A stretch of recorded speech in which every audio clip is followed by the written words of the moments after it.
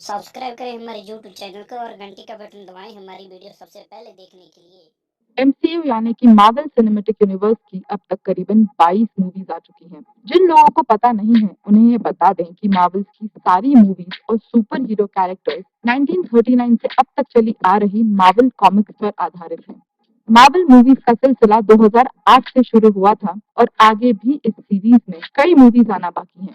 Marvels के die hard fans ने अब तक इन सभी मूवीज को फॉलो जरूर करा होगा, लेकिन ऐसे कई लोग होंगे जिन्होंने पिछले 10 साल में आई इन 22 मूवी में से कई मूवीज या तो मिस कर दी या देखने के बाद भी आज कुछ मूवीज की स्टोरी उन्हें याद नहीं होगी। आज के इस वीडियो में हम अब तक आई मार्वल्स की सभी मूवीज को सीक्वेंस वाइज समराइज करेंगे, ताकि आगे आने वाली मार्वल्स मूवीज देखते समय आपको इनकी बैकग्राउंड स्टोरी पता हो।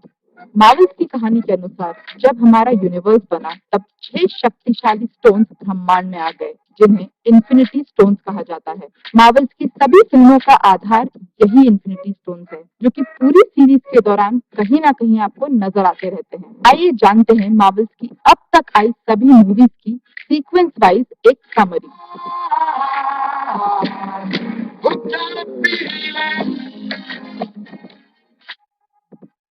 Iron man. मार्वल सीरीज की शुरुआत आयरन मैन से हुई थी, जिसमें आयरन मैन का किरदार रॉबर्ट डाउनी जूनियर ने निभाया था।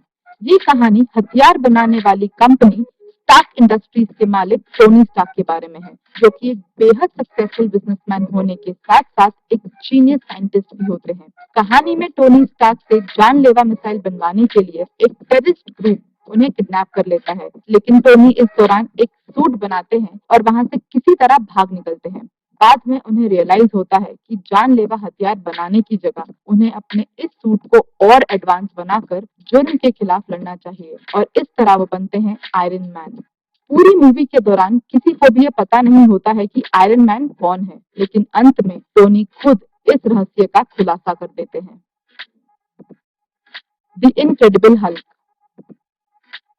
ये कहानी डॉक्टर ब्रूस बैनर नामक एक साइंटिस्ट की है। एक एक्सपेरिमेंट के फेल होने के कारण ब्रूस की बॉडी में काफी केमिकल चेंजेस हो जाते हैं, जिसकी वजह से जब भी वो बेहद गुस्से में होते हैं एक ग्रीन मॉन्स्टर का रूप ले लेते हैं, और इस मॉन्स्टर को हम हल्क के नाम से जानते हैं। ये मूवी बेसिकली हल्क को इंट्रोड्यूस करने के लिए बनाई गई थी।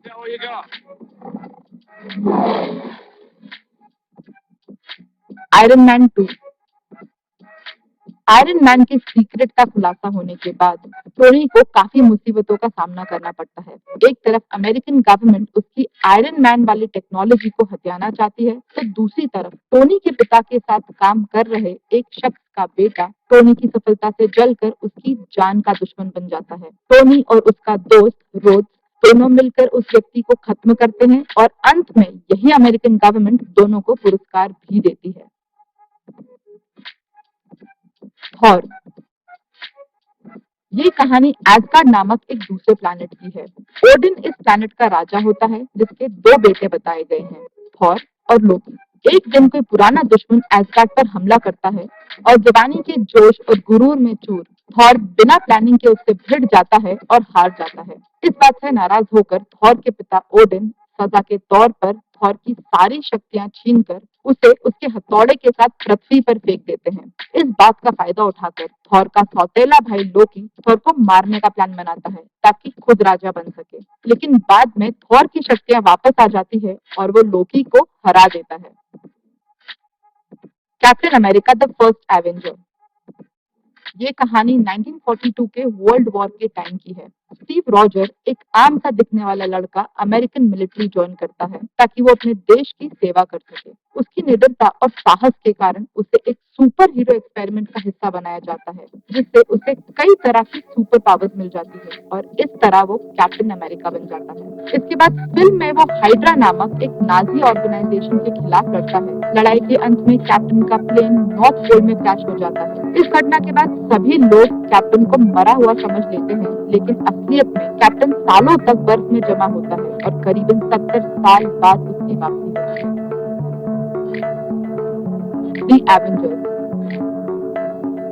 ये मूवी टेसरेक्ट क्यूब नामक एक पावरफुल ऑब्जेक्ट पर आधारित है। ब्रह्मांड में मौजूद एक पावरफुल एलियन को टेसरेक्ट क्यूब के बारे में पता चलता है, और वो उसे हासिल करने के लिए थॉर के सौतेले भाई लोकी को पृथ्वी पर भेजते हैं।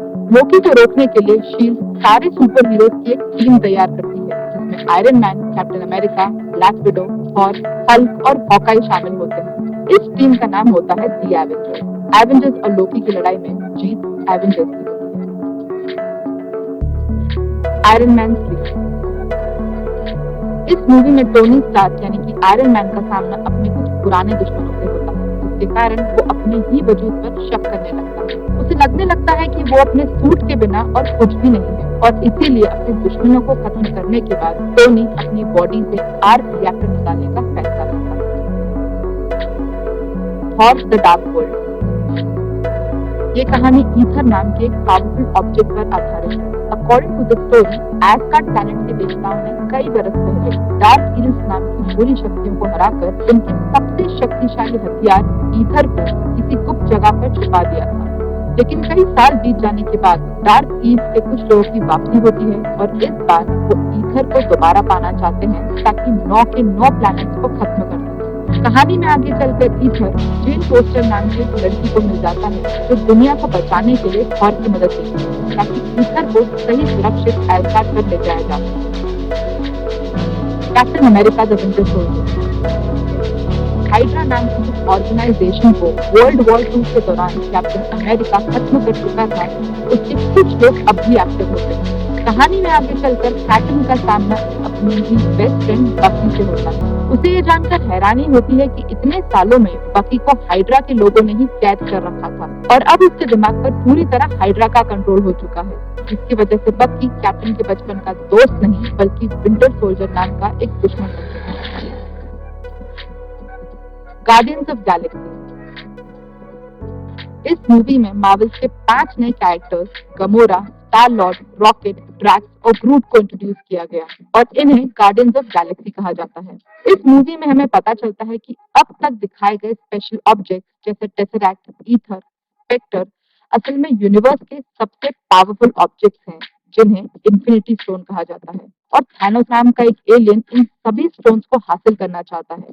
कुल मिलाकर 6 इन्फिनिटी स्टोन्स हैं: space stone, mind stone, reality stone, power stone, time stone और soul stone. Avenger age of Ultron. 2012 में आई थी एवेंजर्स मूवी में टोनी स्टार्क को पहली बार पता चलता है कि अर्थ के अलावा यूनिवर्स में और भी प्लैनेट्स है जहां लाइफ एग्जिस्ट करती है, और आज नहीं तो कल कुछ एलियंस अर्थ के लिए खतरा बन सकते हैं। एवेंजर्स एज ऑफ अल्ट्रॉन में बस इसी बात का हल निकालने के लिए टोनी स्टार्क अल्ट्रॉन नाम का एक आर्टिफिशियल सुपर इंटेलिजेंट मशीन बनाता है, पर दुर्भाग्यवश यही अल्ट्रॉन इंसानों को मशीनों का खतरा मानकर उन्हें ही खत्म करने निकल जाता है।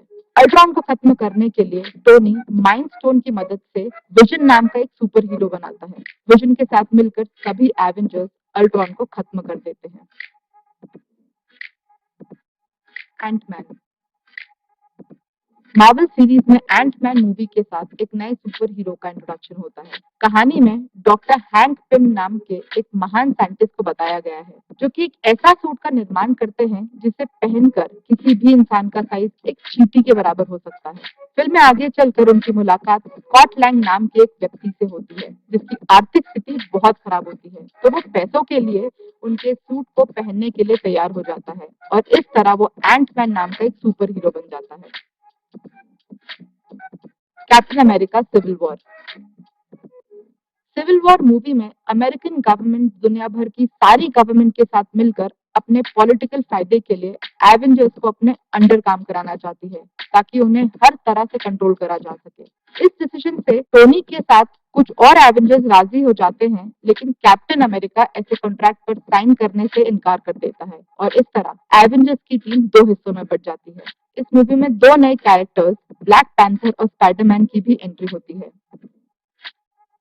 Doctor strange. ये कहानी एक मशहूर न्यूरोसर्जन डॉक्टर स्टीफन स्ट्रेंज के बारे में है, जिनके एक कार एक्सीडेंट में हाथ खराब हो जाते हैं, और वह इसके इलाज के लिए नेपाल पहुंचते हैं। वहां उनकी मुलाकात एक महिला से होती है, जो उनके हाथों को ठीक कर देती है, और साथ ही उन्हें मायावी शक्तियों के बारे में भी बताती है। अंत में यही गुरु मरते समय उन्हें टाइम स्टोन नाम का सबसे पावरफुल इन्फिनिटी स्टोन देकर चली जाती है। Guardians of Galaxy volume 2। इस मूवी के मेन कैरेक्टर स्टार लॉर्ड को अपने पिता की सच्चाई के बारे में पता चलता है। गार्डियंस ऑफ गैलेक्सी वॉल्यूम 2 में कुछ नए कैरेक्टर्स भी जुड़ते हैं और एक बार फिर ये गार्डियंस हमारी यूनिवर्स की रक्षा करते हैं। Spiderman Homecoming. Captain America Civil War में इंट्रोड्यूस किए गए स्पाइडरमैन का असली नाम पीटर पार्कर होता है। टोनी स्टार्क इस मूवी में स्पाइडरमैन को मेंटर करते दिखाए गए और काफी उतार चढ़ाव के बाद finally Peter Parker iron man को अपनी काबिलियत का परिचय देकर उसका विश्वास जीत लेता है। Thor Ragnarok.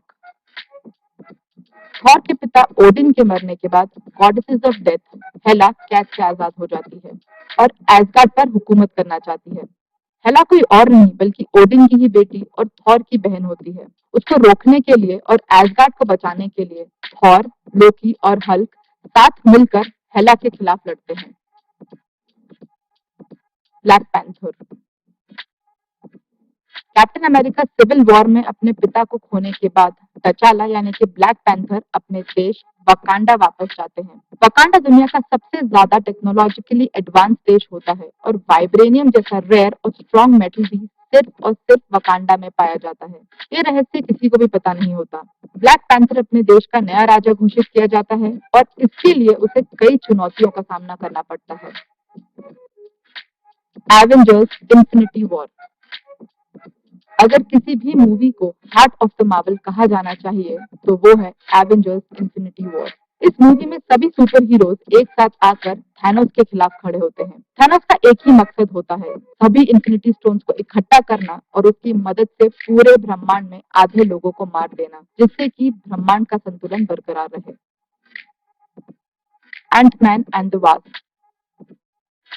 डॉक्टर पिम जिन्होंने एंटमैन सूट बनाया है, उन्हें ऐसा लगता है कि उनकी वाइफ जिंदा है और क्वांटम रील में कहीं खो गई है। इसलिए वो एंटमैन और उनकी बेटी होप के साथ मिलकर अपनी वाइफ को वापस लाने की कोशिश करते हैं और सक्सेसफुली बचा भी लेते हैं। मूवी के अंत में पिम पार्टिकल्स को लेने के लिए एक बार फिर थॉट यानी कि एंटमैन क्वांटम रील में प्रवेश करता है, पर इस बार वो वहीं पर फंस जाता है। Captain Marvel. ये कहानी 1990s की है। कैरल नाम की एक आम सी लड़की जो कि किसी जमाने में एक पायलट हुआ करती थी, आज एक सुपर हीरो बन चुकी है, जिसे लोग कैप्टन मार्वल के नाम से जानते हैं। कैरल से लेकर कैप्टन मार्वल तक का सफर क्या था और कैसा था, इस मूवी में यही बताया गया है। Avengers Endgame. अगर एवेंजर्स इन्फिनिटी वॉर को हार्ट ऑफ द मार्वल कहा जाता है तो इस मूवी को soul of the Marvel Cinematic Universe कहा जाना चाहिए। ये मूवी अभी भी थिएटर्स में लगी हुई है और आप सबको इसे थिएटर में जाकर ही एक्सपीरियंस करना चाहिए। So this was a summary of 22 Marvel movies. I tried my best to keep it short and simple. Marvels की ये सारी मूवीज 3 फेजेस में डिवाइडेड है, phase 1, phase 2 and phase 3। Phase 1 Marvel के कुछ कैरेक्टर्स के इंट्रोडक्शन की तरह थी, वहीं फेज 2 में कुछ और नए कैरेक्टर्स जुड़े और साथ ही में हमें इन्फिनिटी स्टोन्स के बारे में भी पता चला। और finally phase 3 was all about saving these infinity stones. और इसी फेज में कुछ और नए मार्वल कैरेक्टर्स भी हमारे सामने आए। हाल ही में स्पाइडरमैन फार फ्रॉम होम का भी ट्रेलर रिलीज हुआ है और ट्रेलर से इस मूवी की कहानी भी काफी इंटरेस्टिंग लग रही है। फेज 3 के बाद अब मार्वल्स का फेज 4 भी आना बाकी है। अब ये देखना बड़ा ही दिलचस्प होगा कि फेज 4 में कौन कौन से नए कैरेक्टर्स इंट्रोड्यूस होते हैं और मार्वल्स की कहानी आगे क्या मोड़ लेती है। अगर आप फेज 4 के बारे में जानना चाहते हैं तो मार्वल सीरीज पर आगे आने वाला हमारा अगला वीडियो जरूर देखें, जिसमें हम फेज 4 के बारे में कई इंटरेस्टिंग बातें बताएंगे। मार्वल्स की हर मूवी के एंड में एक मिड क्रेडिट सीन और एक पोस्ट क्रेडिट सीन होता है, जो आने वाली अगली मूवी के लिए एक हिंट का काम करता है। मूवी देखते वक्त इन्हें बिल्कुल मिस ना करें। आपका सबसे ज्यादा पसंदीदा मार्वल कैरेक्टर कौन सा है, ये हमें कमेंट के जरिए जरूर बताएं।